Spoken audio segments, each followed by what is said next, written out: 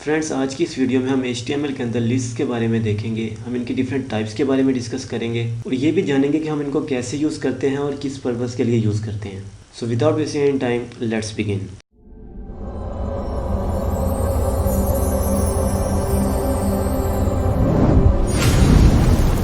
तो फ्रेंड्स, अगर आपके पास एक ग्रुप ऑफ आइटम्स है और आप उसको एक लिस्ट की फॉर्म में शो करवाना चाहते हैं तो आप HTML के अंदर बहुत ही ईजिली कर सकते हैं। HTML आपको डिफरेंट टाइप्स की लिस्ट प्रोवाइड करता है जिनको यूज़ करते हुए आप अपने कंटेंट को लिस्ट की फॉर्म में शो करवा सकते हैं।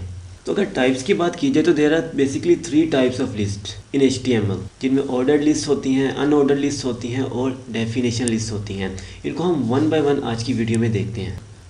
तो मैं अपने कोड एडिटर पे आ चुका हूँ। यहाँ पर सिंपली मैं HTML लिख के एंटर करूँगा और मैं एक हेडिंग ले लूँगा और इस हेडिंग के अंदर मैं लिख दूँगा वर्किंग विद लिस्ट। इसको मैं कॉपी फाइल पाथ करूँगा और यहाँ पर ब्राउज़र पे आके इसको पेस्ट कर दूँगा। सो लेट्स से हम डिफरेंट प्रोग्रामिंग लैंग्वेजेस की एक लिस्ट शो करवाना चाहते हैं। तो उसके लिए मैं सबसे पहले एक पैराग्राफ टैग ले लूँगा और इसके अंदर मैं लिख देता हूँ सम फेमस प्रोग्रामिंग लैंग्वेजेस और इसके बाद मैं एक ऑर्डर्ड लिस्ट लूँगा। ऑर्डर्ड लिस्ट के लिए हम क्या करेंगे, OL की टैग लेंगे विच स्टैंड्स फॉर ऑर्डर्ड लिस्ट। इसको मैं क्लोज़ करूँगा और इसके बाद इसके अंदर हमें लिस्ट आइटम्स देना होगी। तो लिस्ट आइटम के लिए हम LI की टैग यूज़ करते हैं विच स्टैंड्स फॉर लिस्ट आइटम और इसके अंदर मैं पहली प्रोग्रामिंग लैंग्वेज लिख दूँगा विच इज़ जावा। उसके बाद मैं एक और लिस्ट आइटम लूँगा और उसके अंदर मैं एक और प्रोग्रामिंग लैंग्वेज का नाम लिख दूँगा और इसको भी क्लोज़ करूँगा। उसके बाद मैं एक और लिस्ट आइटम ले लेता हूँ और इसके अंदर मैं लिख दूँगा जावास्क्रिप्ट और इसको भी क्लोज़ कर दूँगा। इसको मैं सेव करता हूँ और उसके बाद हम अपने ब्राउज़र पे जाके इसको रिफ़्रेश करते हैं। तो आप देख सकते हैं कि ये जो हमारी लिस्ट है वो कुछ इस तरह शो हो चुकी है। इसके अंदर उसने हमें नंबरिंग के साथ प्रोग्रामिंग लैंग्वेजेस शो करवा दी हैं।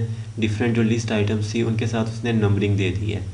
तो ऑर्डर्ड लिस्ट के अंदर आपको आइटम्स जो है वो एक ऑर्डर के अंदर शो की जाएंगी। आपको उसके साथ यहाँ नंबरिंग दे दी जाएगी। आप जो भी अगर अल्फ़ाबेट्स देना चाहते हैं तो वो स्पेसिफाई कर सकते हैं। अगर आप उसके अंदर रोमन के अंदर देना चाहते हैं तो वो भी कर सकते हैं। और ये सब आप कैसे कर सकते हैं वो हम टाइप एट्रीब्यूट को यूज़ करते हुए करेंगे।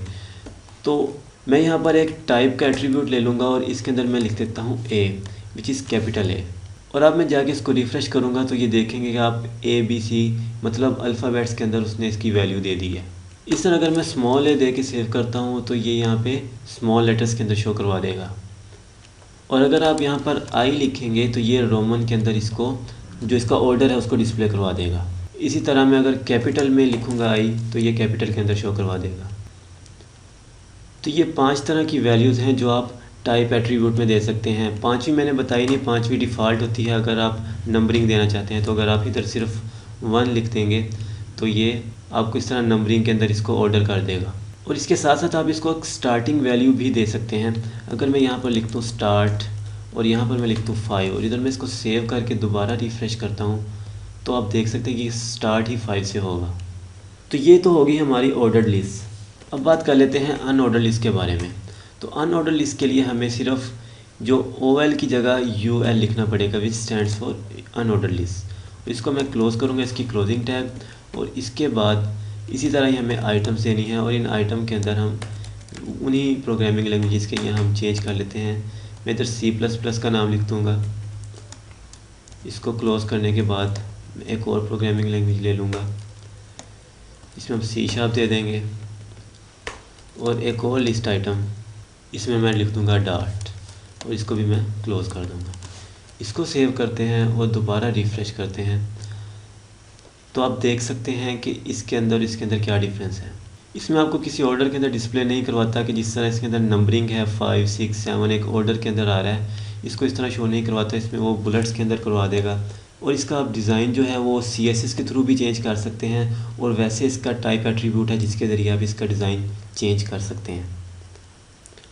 तो फॉर एग्ज़ाम्पल आप यहाँ सर्कल की जगह इसको स्क्वायर में शो करवाना चाहते हैं तो उसके लिए आपको सिंपली यहाँ पर आना है और इसका टाइप एट्रीब्यूट यूज़ करना है और यहाँ पर आके आपने लिख देना है स्क्वायर और स्क्वायर लिख के आपने इसको सेव करना है और रिफ़्रेश करना है। तो आप देखेंगे कि ये स्क्वायर में आपको दिखा रहा है। और अगर मैं यहाँ पर सर्कल लिखूँगा और इसको रिफ़्रेश करूँगा अब जाके तो वो सर्कल में शो करवाएगा। जो कि बाय डिफ़ॉल्ट वो करवाता ही है। मैं इसको थोड़ा सा जूम कर लेता हूँ ताकि आप इसको ठीक से देख सकें।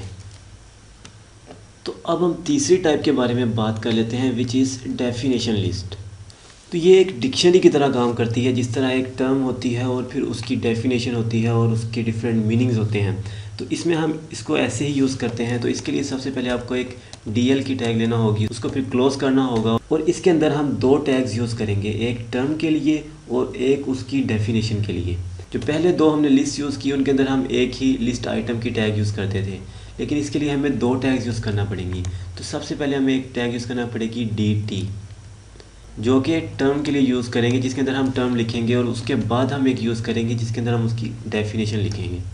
तो यहाँ पर मैं टर्म लिख देता हूँ HTML, और उसके बाद डेफिनेशन के लिए एक टैग लेंगे DD के नाम से, इसको भी मैं क्लोज़ करूँगा और इधर मैं इसकी फुल फॉर्म लिख दूँगा, हाइपर टेक्स्ट मार्कअप लैंग्वेज। इसी तरह मैं एक और टर्म ले लेता हूँ जिसके अंदर मैं लिख दूँगा CSS, और इसकी डेफिनेशन में मैं लिख दूँगा इसकी full form, which is cascading style sheet. अब इसको मैं सेव करता हूँ और अपने ब्राउज़र पे जाके रिफ़्रेश करता हूँ, तो आप देख सकते हैं कि इसमें एक टर्म यूज़ होती है और उसके बाद उसकी इस तरह डेफिनेशन शो करवा देते हैं। सो फ्रेंड्स, लिस्ट के बारे में इतना ही, हमने सब कुछ डिस्कस कर लिया है। आई होप आपको समझ आ चुका होगा। अगर आपके जहन में कोई क्वेश्चन है तो आप कमेंट सेक्शन में पूछ सकते हैं। अगर वीडियो पसंद आई है तो इसको लाइक करें और चैनल को सब्सक्राइब करना मत भूलें।